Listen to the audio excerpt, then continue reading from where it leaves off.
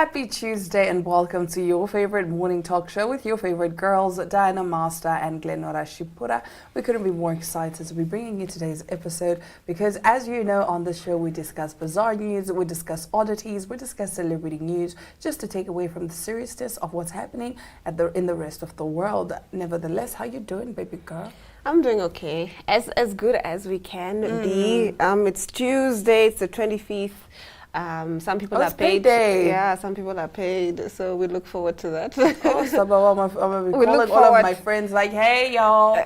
We look forward to the people greeting us early morning today because they know we're getting paid. They don't greet us. My favorite morning text is one from either FNB or Nedbank or Standard Bank or Bank Windhoek to say so and so sent you money. Wow.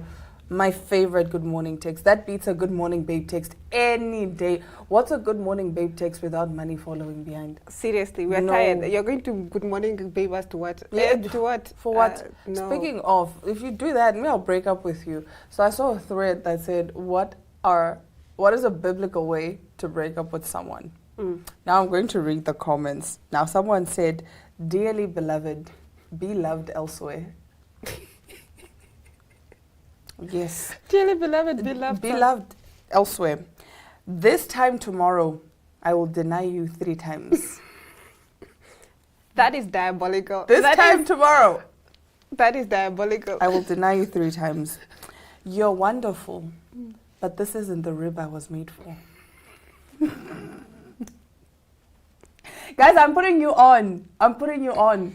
These are biblical ways to break up with someone. This rib is not aligned with me. It's not aligned with me. This is not, I was not made from your rib, okay? Yeah.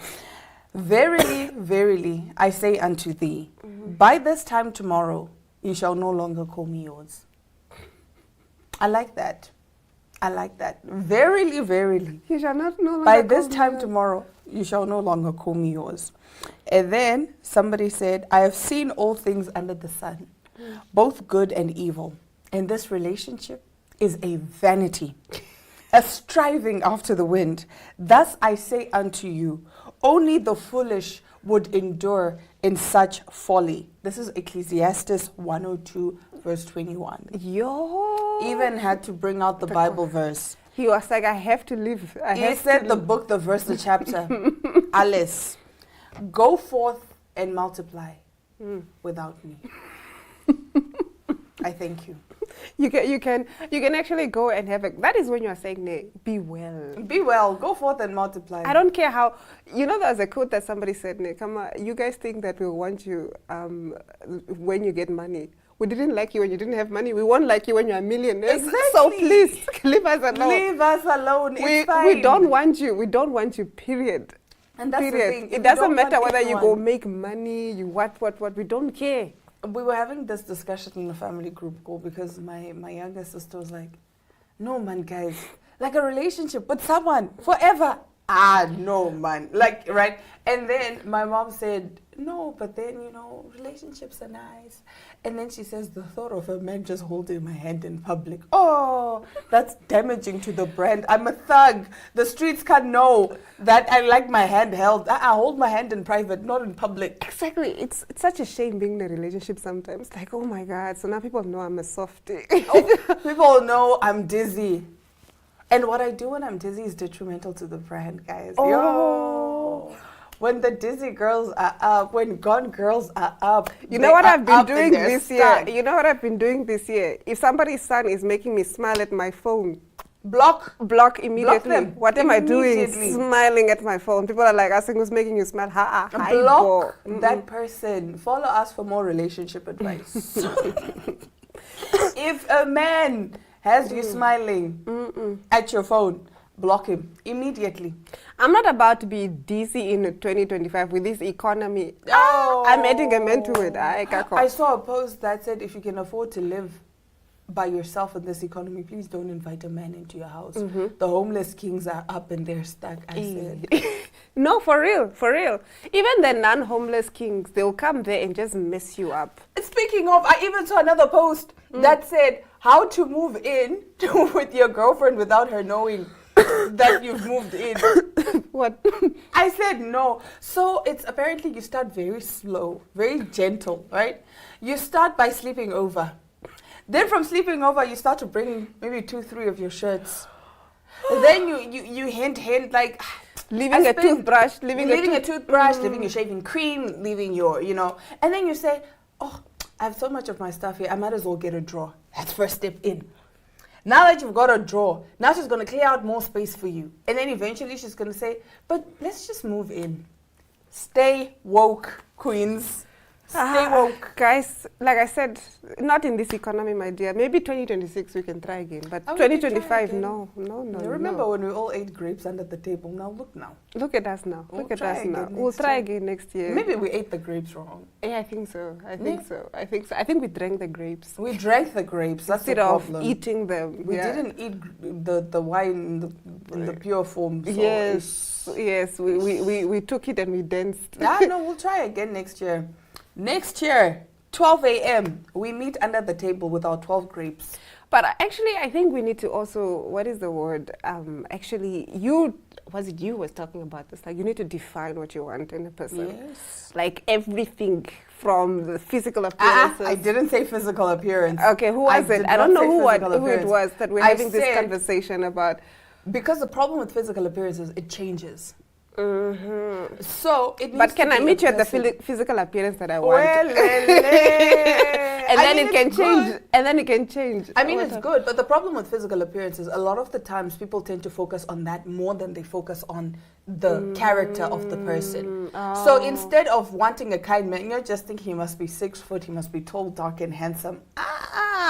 No, my sister. Now you're getting your heart broken. No. Mm. But anyway, before we get carried away, let's take a quick ad break and get into our top stories right after this.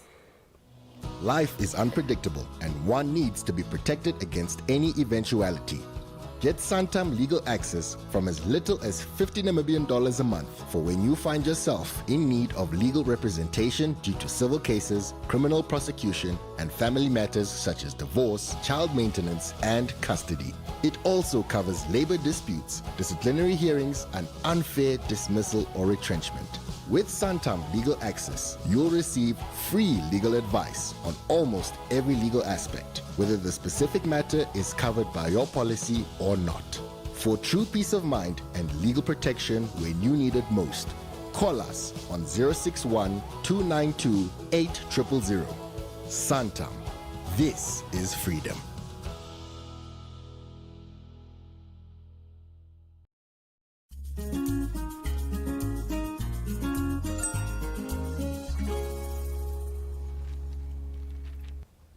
Now, I don't know if y'all remember this prank that the girlies were doing on TikTok to their boyfriends and partners and husbands, where they would basically just take a red mask and put it on their face and say, oh, it's menstrual blood. But now, it's not a prank anymore. Beauty influencers are encouraging skincare enthusiasts to save their menstrual blood for a bizarre purpose. Forget cramps, cranky moods, and a craving for chocolate. Now periods can mean acquiring a crazy glow for your skin. That is, if you're willing to participate in the growing DIY skincare trend of menstrual masking. The social media-driven fad involves applying one's own menstrual blood to the skin, typically the face, for a couple of minutes before washing it off. Being that the practice is unregulated and has not yet been extensively tested with clinical research, there are no universal guidelines for how much blood to use or the length of time to leave it on. Menstrual masking advocates point out that period blood contains stem cells, cytokines, and proteins, all of which they argue can revive the skin and give it that extra glow. A study published by the Federation of American Societies for Experimental Biology found that menstrual fluid-derived plasma can indeed facilitate tissue repair and aid in wound healing. In this lab testing, wounds treated with menstrual plasma showed 100% healing within 24 hours as opposed to 40% with regular blood plasma. Researchers believe this phenomenon may be connected to the regenerative properties of proteins and bioactive molecules in this fluid that prompt the uterus to rebuild itself on a monthly basis. Menstrual blood-derived stem cells, or MenSCs, have also garnered interest from researchers and have been shown to increase skin healing by boosting collagen production, reducing wrinkles and promoting repair-boosting growth factors. Some beauty lovers who participate in menstrual masking have compared the trend to the infamous vampire facial, a type of facial that utilizes platelet-rich plasma taken from a patient's own blood and injected back into their face, which went viral when Kim Kardashian posted her own procedure. However, experts do not agree with the comparison of sterile PRP to menstrual blood, as the latter can contain different bacteria and fungi. It can also include Staphylococcus aureus, a common microbe that lives on the skin's surface but can spur infections if it gets caught in cuts or pores, and even sexually transmitted infections or STIs. This viral version of period pampering is not the only form of body-based beauty practices making the internet rounds. There's also urine therapy, where participants cover their skin in the bodily fluid, has roots in Ayurvedic medicine, which once claimed it could provide body detoxification and heal ailments. Modern-day advocates for the practice tout its benefits for acne and eczema, though these benefits have not been scientifically proven. Between the lack of dermatological evidence backing up menstrual masking and potential risks, period blood is probably best left in the toilet and not on the face. Yeah, I think I need more research.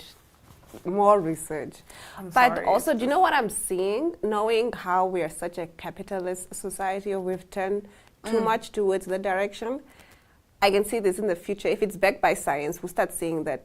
In the future, girl, next week we'll be seeing this. We'll be seeing this being sold. I think so. Oh my word, I'm already like, I can't imagine putting it on my face. I think this is a nice segue into our next story.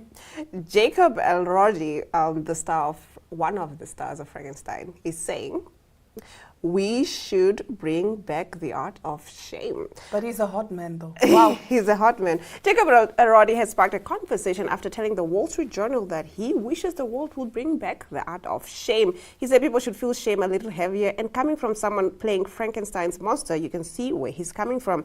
He's been thinking about what makes a monster, and for him, a big part of it is when people do wrong and feel nothing. And he's not wrong. We all see moments where accountability just disappears. But here's the thing, shame is tricky. A small dose can wake us up to our flaws, but too much can crush us, silence us, and convince us we can't change. So I actually liked what he said. About shame. Yeah, about shame, because... You know, not only that, we should all know less about each other. We have this habit... Think of oversharing. Not just oversharing, even people on the internet. The other time I saw this girl, she was doing a TikTok, and she said, when people ask how I got my nyash so big, ARVs, I said, wow. Wow. And she said it's because she's breaking the stigma around HIV and all of that. And some people in the comments are like, no, man, but we must still have secrets, colleagues. Like some things. Yeah, you can just come out and say that I'm living with the what.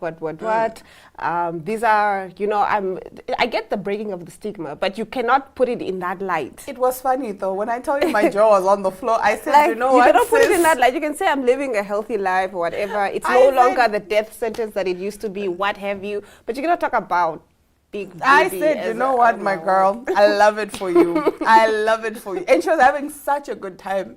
But if she was, okay, she's then very that's fine. positive. No, then that's fine. Let her have her. No, I actually follow her, not follow her, but I see a lot of her videos a lot of the time. And she's very much, positive about the whole situation. Oh. She is making Is she like memes, those comedian joking, type of, okay, I get it now. Yeah, so it's but then there are some things, for example, a stripper said, or someone commented and said, I remember when I used to be a stripper and I got a UTI and it was itching so bad. So this man asked for a lap dance and then I gave it to him, but then I made him basically pay 120 USD just to scratch my UTI.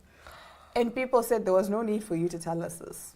There was absolutely no need. I went on the internet and I got extra information that I did not need. You did not sign up for... I did not sign up for this. Someone commented and said, you know what, it's my fault for having a phone. It's my fault for logging onto Instagram. Not even logging, it's my fault for having a phone. Because how am I just walking into this? I love that. I love that. Speaking of walking, if you're planning to walk down the aisle, we have the girl just for you who creates, flower bouquets for your big wedding. So let's have a look.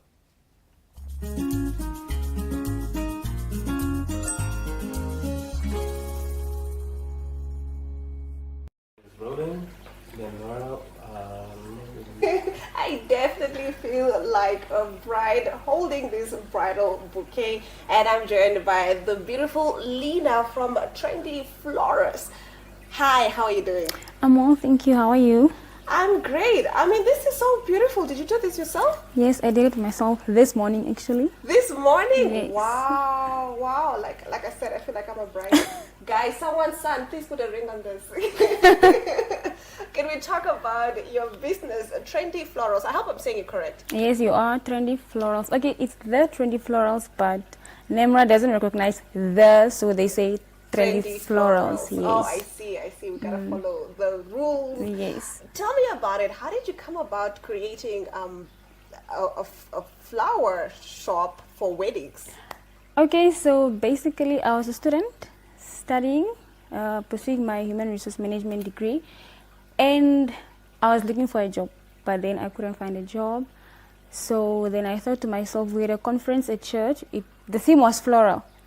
So then I thought to myself, maybe I could create flower crowns to get extra money, because everybody was going crazy looking for flower crowns. So I designed and then I advertised it on my personal social media. Like I was just testing, and people were interested, so everybody started buying the crowns. Until the day of the event, I still had to create crowns.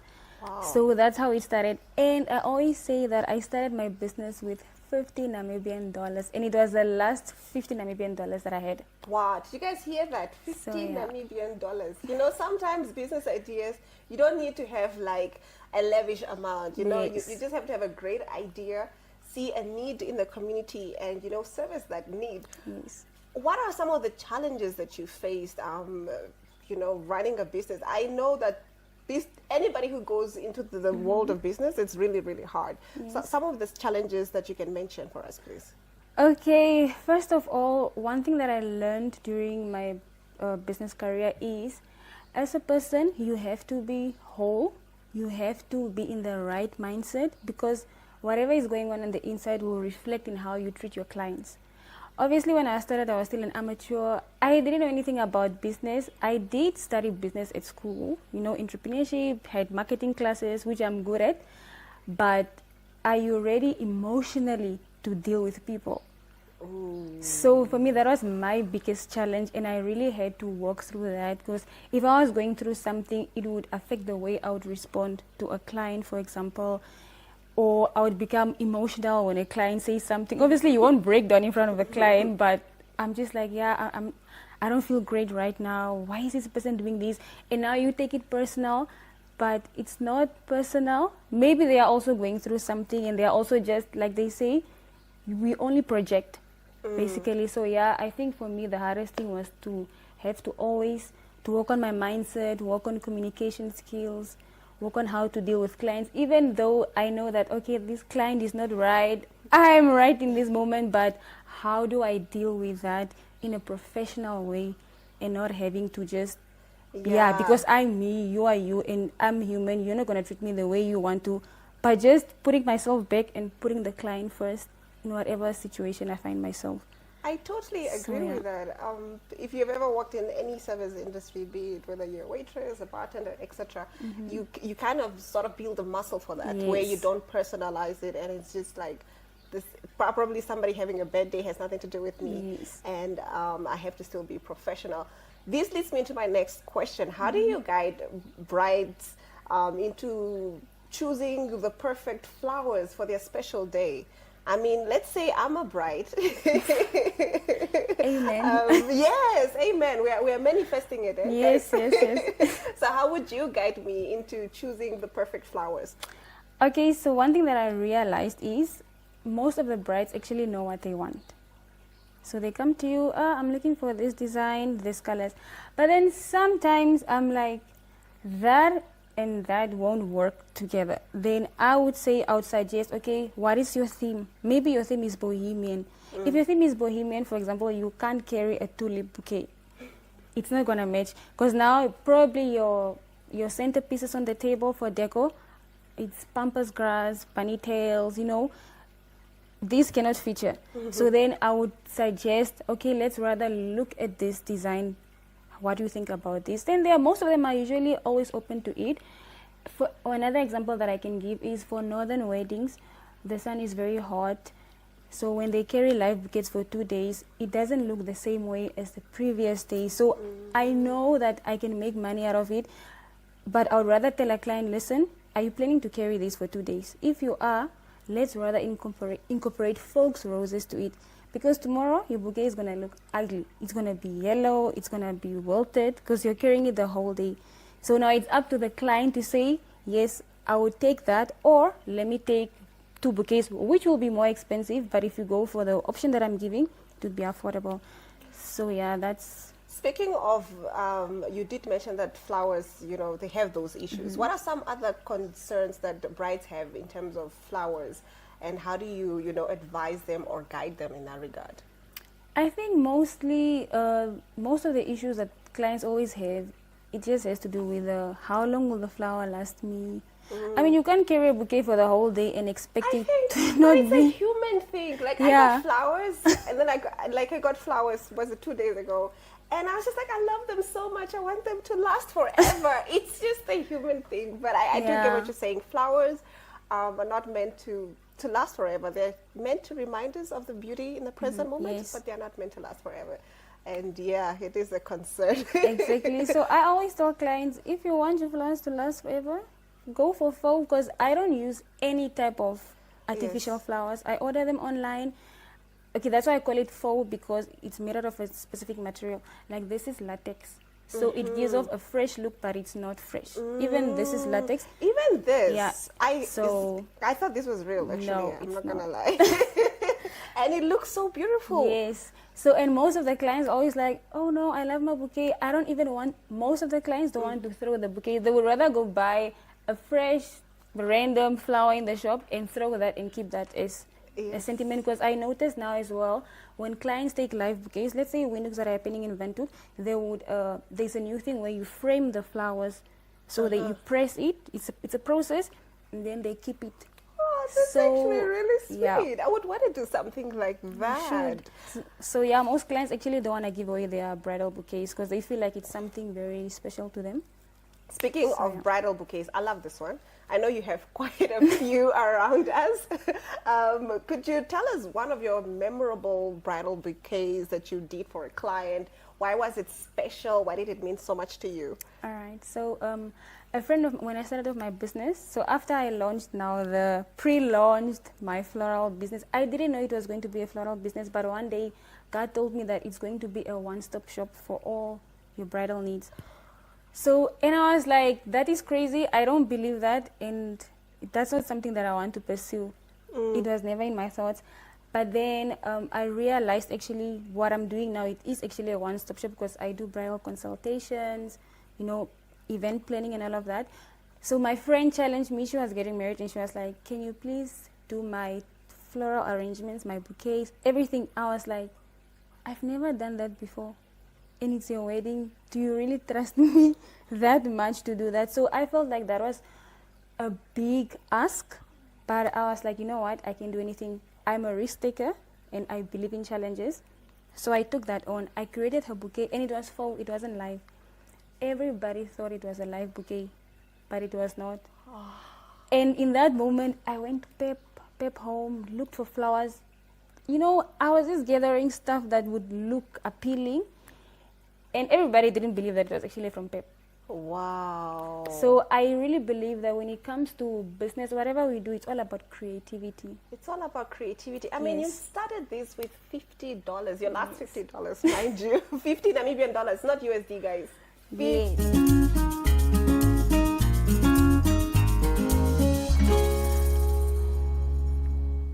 And that's a wrap for today's episode of Smell the Coffee. For me, Diana Master and Glenn Rashipura. We'll catch you guys again tomorrow, same time, same place.